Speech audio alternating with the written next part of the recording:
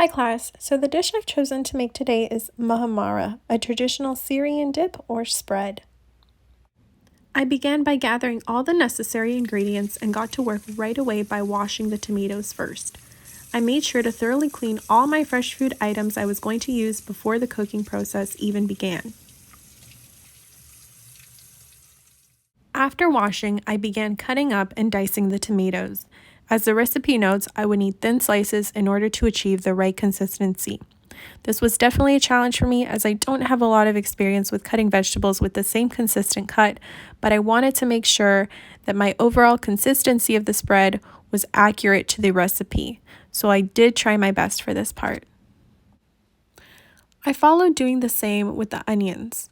The recipe by the UHCR that I was following originally calls for 5 tomatoes and 3 white onions.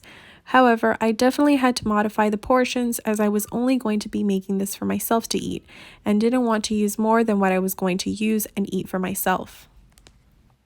I ended up using only 1 tomato and half a white onion. I hope this would allow me to still get the right consistency, and it thankfully did by the end of it. I noted that the recipe I was following would serve 6 to 8 portions, as traditionally, big families are appreciated in Syrian culture and usually tend to use cuisine as a way to gather, bond, and strengthen their connection as a family and as a community, thus explaining the large portions.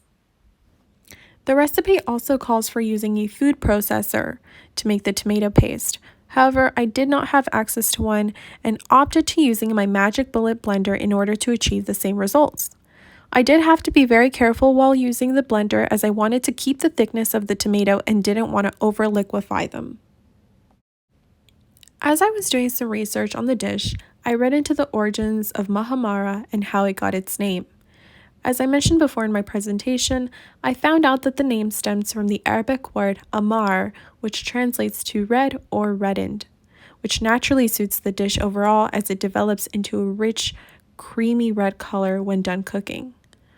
While conducting further research, I also noted that traditional Syrian families will use oven or fire roasted red peppers instead of tomatoes. I think this definitely made a big difference in the way it would turn out, as using tomatoes as a main base definitely made the Muhammara a bit runnier than I had expected. After all my cutting and dicing was done, it was time to start cooking the onions first. I stirred them around for a while and let them cook until they reached a nice golden brown color. As the onions cooked, I took this time to begin measuring all the spices I would be using, such as my salt, cinnamon, pomegranate molasses, and black pepper. Once the onions finally reached that nice golden brown color I was looking for, it was then time to pour in the tomato paste I had blended. I wasn't careful enough, unfortunately, and definitely blended the tomatoes a bit more than I had wanted to. However, I hope that the red pepper paste and the pomegranate molasses would thicken the overall consistency and hopefully not compromise the dish.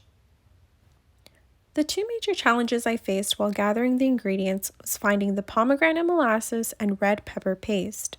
I looked for them in 2 different grocery stores, such as No Frills and Fortino's, with no luck.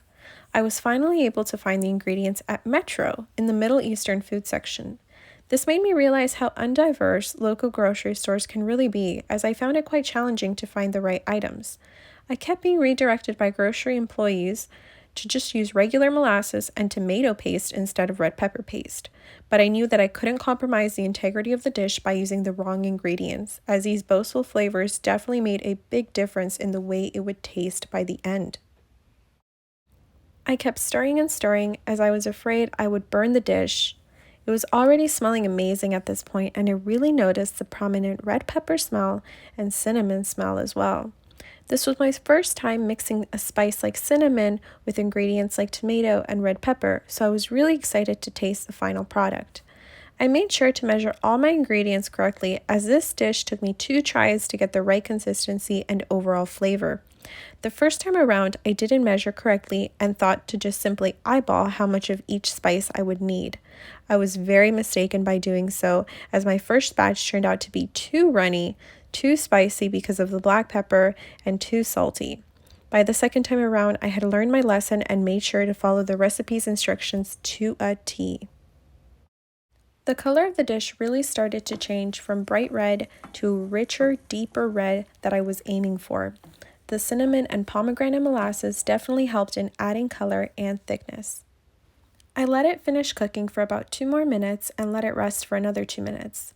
Once that time was up, I began garnishing the muhammara with some crushed walnuts and parsley. As you can see, I was a bit heavy-handed with the parsley, but that's okay as it ended up tasting and looking really great. I ended up pairing the muhammara with some store-bought pita chips. I was so excited to finally try my final product.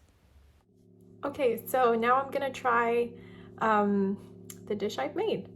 So I'm gonna take a pita chip and just kind of scoop it up.